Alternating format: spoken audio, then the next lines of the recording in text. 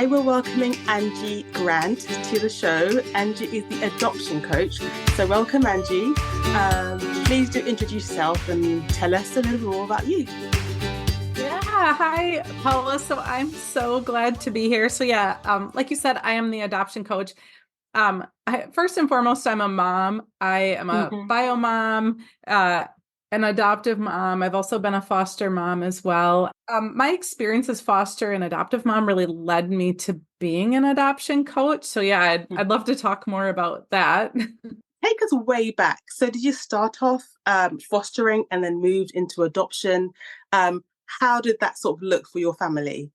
My bio daughter was first, so she's 22 now, and when she was about, I don't know, 7, 8, 9, somewhere in there, I don't know, I just had this strong desire to help other kids who maybe didn't have, they didn't have a family that could raise them. I just felt this strong pull. So ended up convincing my husband at the time that we should become licensed foster parents. So we did. We had Yeah. several kids in and out of our home, and each experience was so unique and hard in lots of different ways. Just seeing where kids come from, which was different than the life that I had experienced up to that point. I went into being a foster parent with tons of experience handling behaviors. I'd actually worked in the autism field for about 10 years before that. Before my daughter was even born, I had worked in the autism field. So, working in special education, I had tons of training in behavior management. And then becoming a licensed foster parent, I got a lot of training and certifications and all that too. So, I really thought going into that I had a really good skill set. Yeah, I can imagine. I think that with parenting in general, behavior challenges is the biggest challenge in parenting. So what would you say are the biggest ones when you're looking at an adoption standpoint, and maybe what sort of challenges would be different maybe with, if they were your biological children and you're in the unique position where you've got the experience of both. So what would you say in terms of behavioral challenges are different between the two? Yeah, this is something that was addressed during all of the training. To become a licensed foster parent, it was so much training, which I am so appreciative of. And they talked a lot about, any child who's been in foster care for sure has experienced trauma. They don't get into foster care because all is well, Yes. So we know that going into foster care, but the same is true. I feel this so much more strongly now than ever, but even kids who have been adopted who have never experienced foster care. I've met so many families who will say, I adopted my child from day one, mom delivered, bio mom delivered, and I took my child home the same day or the next day. But that separation from our biology it's a trauma. And I think that more and more people are recognizing that now. But, like back to your question about, what do those behaviors look like? When a child is separated from what they know to be their family during those first 9 months, when a child is separated, that attachment can be really tricky. And so we know the first 2 years of life are critical. So was the 9 months in the womb critical to development. Yeah. But those first 2 years, having somebody who a child can bond and connect with, somebody who they can trust to respond to their needs is crucial. But that's where I think there's a little bit of a disconnect in what the families that I've met is they say, well, I met my child on day one, they came home with us. We gave them a loving home, but they still describe the same behaviors that, for example, I experienced. My son was 5 when we adopted him, and he had been through a lot in his first 5 years. He was never in foster care, but his experiences were traumatic nonetheless. And so oftentimes what we'll see is the behaviors are, it is the child's biology, the way that their brain has been conditioned to not trust that the adults will take care of them, not trust that the adults will stay with them forever. And so what I saw and Yeah. what I just hear time after time from parents is all of these behaviors that really are pushing the parents away, almost testing like, do you love me enough? If I Mm, do this really extreme behavior, do you love me enough to keep me around forever? And some of our kids say those words, like how hard, my yeah. son would say, how hard do I have to push you before you send me back? Yeah. Wow, Yeah. it's so interesting because I don't know why this came to mind, but did you ever watch the show This Is Us? Did you ever watch that I show? did not. No, No. because in the later seasons there was an adoption story, and it's funny because the adoptee got on really well, had a great bond with the father, with the adopted father, but she just was always testing. And at one stage, she took a golf club to his car because I think that she wanted to do the ultimate test. You know, if I do this really terrible thing, I bet you're going to send me away. You know, and it's Yeah. that constant testing. And I think he knew that. And as angry as he was like, I know this is a test. I know that the way I respond to this test is Mhm. everything. You know, it's going to give her the answer. So I have to, and it must be really hard to not want to emote what you want to emote because Yeah. you know this is a test, and in a way their well-being, and that's what's most important, not your sort of hurt feelings. So what are some strategies that you use for your clients or maybe use for yourself to manage some of those behaviors that are just constantly testing, because I can imagine it can be quite heavy and take a toll, but if it's constant and ongoing. Yeah. Yeah. Well, and it's adorable in a show where like there's one test, but Yeah, that's yeah, not yeah. reality. No, right. I can imagine. No. And even, like there's also research is now showing that there's actually a fourth trauma response. We've all heard Mhm. about fight, flight, and freeze. Yes. But research is now showing that fawning is Yes. another trauma response, which Yes. I didn't know that when my son was younger. He's Hmm. 18 now, but it would actually drive me crazy because at home we would have just such hard fight behaviors. But then he Yes. would go with other people and they're like, I don't understand. He is the most pleasant child I have ever met. And it Uh, used to drive me crazy, but now I understand. But mm-hmm. to your question though, so when I kind of said this early on, but when I went into being an adoptive mom, a foster mom, I thought I have so many tools in my bag, more than I think probably the average mom does, because Hmm. we don't go into parenting with a bunch of behavior management tools, We but I did. wish. We wish, but I did. Even before I had my bio daughter, right? I had all of these tools in my bag. And when my son joined my family, the first day we met him at 5, he was just Hmm. so like overly sweet. Later on, I was like, that 5-year-old shouldn't be so excited to join a new family on day one. But um, but I over time, over the first, I don't know, 8 years of our relationship, it got harder and harder. And so your question about what did I do with my son, it wasn't until actually things like got really, really bad. And he ended up, my husband and I got divorced. My son started living with him because it was so I was afraid in my own home. Behaviors got so hard. And it was Right. during that time I hired a mindset coach, and Yes.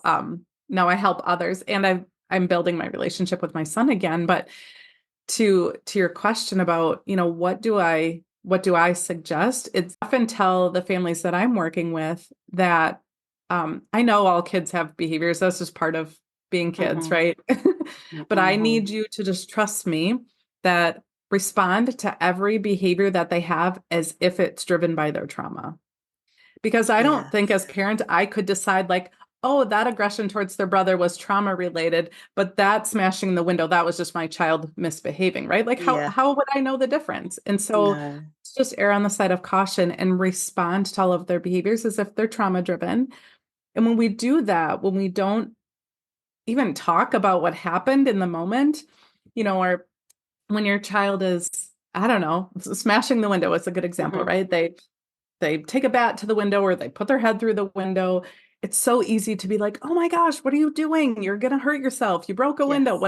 Whatever you say, whatever your reaction is, Hmm. which is based on our expectations about how kids should behave. But if I take a step back, don't react to the behavior and instead say like, "Wow, my Hmm. child must really be hurting right now. What do they need from me? Aside from Yeah. maybe some medical attention, but chances, most of the time that's not what they need. Most of the time they need you maybe to just breathe with them or hug them Hmm. or Yeah. brush their hair or cuddle with them. Do something other than react to the behavior. Because if those Hmm. behaviors are designed to test how much we love Hmm. them, let's just show them how much we love them. They don't need Yeah. us to talk to them about the broken window or that they broke the rules Yeah.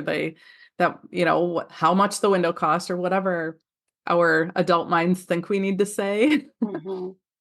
So yeah, that really is it. Respond instead of react. Yeah. I think that that goes a long way also to building trust, because I can imagine that seems to me, from the outside looking in, that's the first thing you want to build and maintain with Yeah. your child. But what else do you think parents can do to, build that bond and say, hey, you can trust me, and just continually reiterate it with their behavior, not just the words?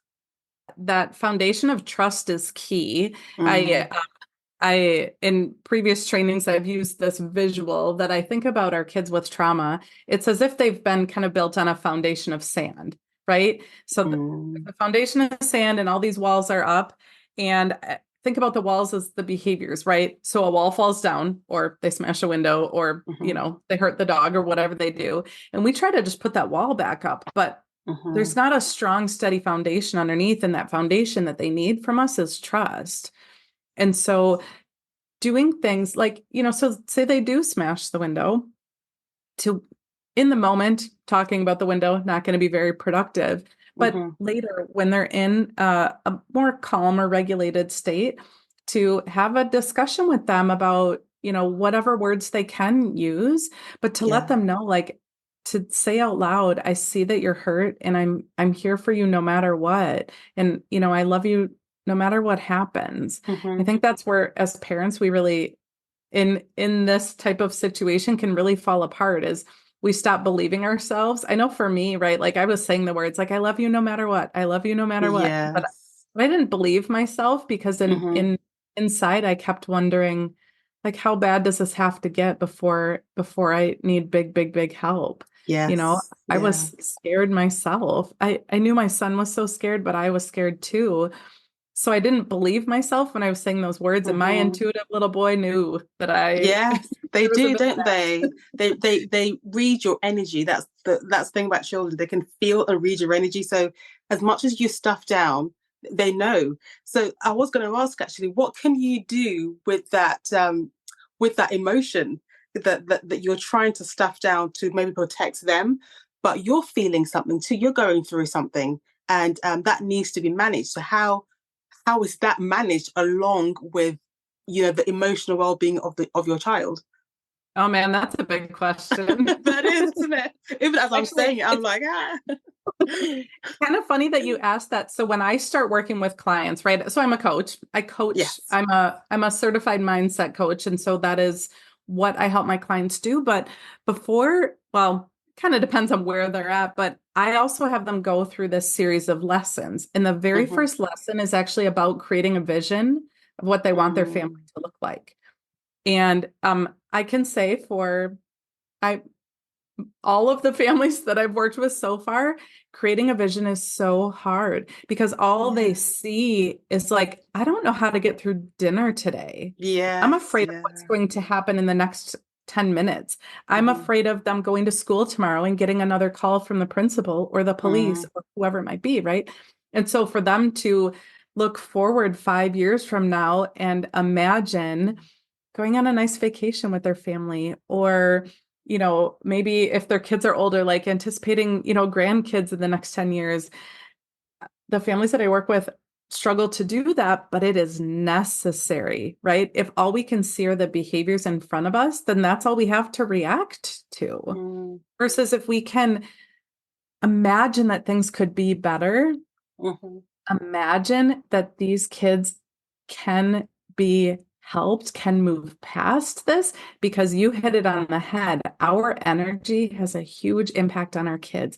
And so I know when I look back, it's so clear when I look back, I kept telling myself, like, I'm doing all the right things. I'm doing all the right things. I've got him in every level of help. I'm doing exactly what the therapists are telling me to do. I'm doing exactly what the books tell me to do. Mm, But when I look back, I'm like, yeah, I was doing all the things, but I wasn't believing myself.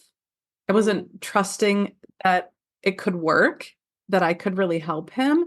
And so there was such a mismatch between my head and my mouth and my gut. My gut was telling me, like, just give him a hug. But my head was like, no, no, no. The therapist said, be clear about behaviors and don't give positive attention to behaviors and all of these things, right? There was such a mismatch in me. yes. And I couldn't see Mm, past, I mean, I would rant mhm, about how I couldn't see a positive outcome for our relationship. So yeah, how could I take the right action in the moment with my son if I couldn't even imagine that it could possibly get better? yeah, Right. So, yeah. so that is, to me, that's where we start is create a vision of what you want your relationship to look like, because you're going to need Mm, to pull on it when the stuff is hitting the fan in your living room yes, or in your car or wherever, right? Like you need to be able to say, oh, but wait, I can see that this relationship can get better. I can see that yeah, I have power over that. And he yes. doesn't need to change. I need to change. Yeah, yeah. I think that is so important what you've just said. I think to all parents, really, a lot of the times we look at our children and we say, if only you'd stop doing that, then I wouldn't feel how I'm feeling. If only they wouldn't do this, and really it's us that needs to change. We go first. We're the leaders in Yeah. the home. We're the ones in charge. And that sounds really scary, if I'm honest, sometimes. But at the same time, Yeah. that's our role. And, we have to sort of walk in it and believe that we can do it. Because you even said, I wasn't believing myself. I wasn't Mhm. believing what I was telling myself. Um, I would love to know, though, how you managed the relationship between siblings. How was that? Because you already had a biological a daughter, didn't you? And so, how was Yeah. that transition and process? And if there's any other clients that have the same thing, how do you manage that relationship? Yeah, like I said, when my son was growing up from 5 up through 16, Hmm. 17 probably, it was really rough. And I felt like my role as mom was Hmm. really to protect my daughter's safety from my son because behaviors were so aggressive and scary. Hmm. Um, and so honestly, she ended up resenting me for a long time, which was really hard, and I didn't know the way out.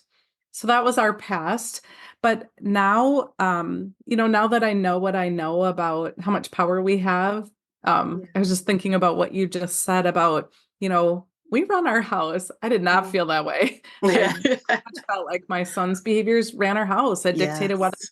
and not we could go to the grocery store today or go on vacation, right? Mm. I now know that's not true, but it really didn't at the time.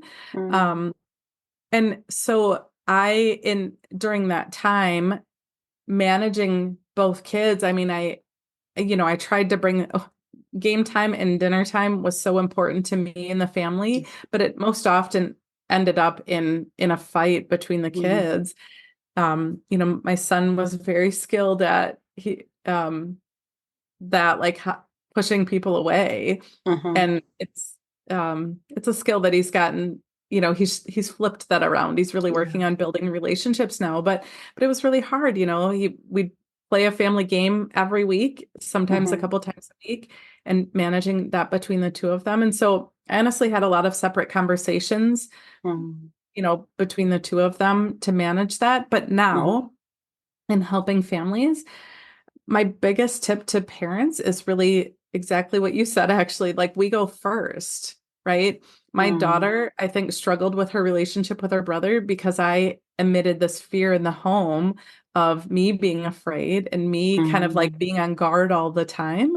And she looked up to me and copied me. And so I think it's so key that we as parents know how to manage our mindset, know how to manage our belief in the good of our kids Hmm. and be that model for all of our kids, our adopted Yeah. kids, our foster kids, our bio kids, all of them, Yeah. you know. You mentioned mindset and you're a mindset coach. what is the mindset to be going into this process? Or if you're in it and to come out successfully, what's the mindset?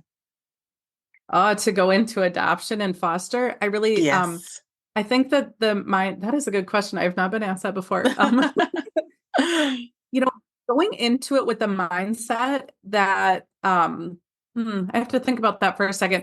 I think going into the mindset, being very aware that our kids are coming from a really hard place, and Mm, that the behaviors they display aren't personal to us. It's their yeah. struggle that they're going through.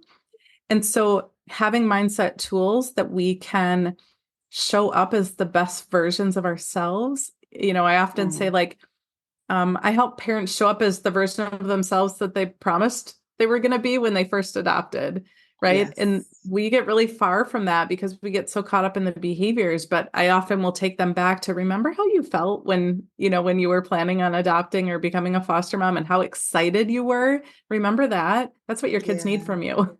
Let's find Yeah. her. Yeah. That is so true. Um, what would you say is the importance of a support network? Because I think in general it's important anyway, but would you say it's even more so? Even when you spoke about your son and feeling a little bit of fear in the home, was there things that you had to put into place to say, okay, if this happens, we call this person? Did you have an additional support network to help you go through those moments? Yeah, I mean, I had a great support network. Mm, My boyfriend's been around for 10 years, and he, we were very yin and yang. Like, he would mm, sense when I was overwhelmed with my son, and he would very calmly step in, but then he would step back if he mhm. perceived that I kind of, I had things under control. So having somebody who works well with you, I think, is key. Don't we all want that, right? Yeah, yeah, yeah, yeah.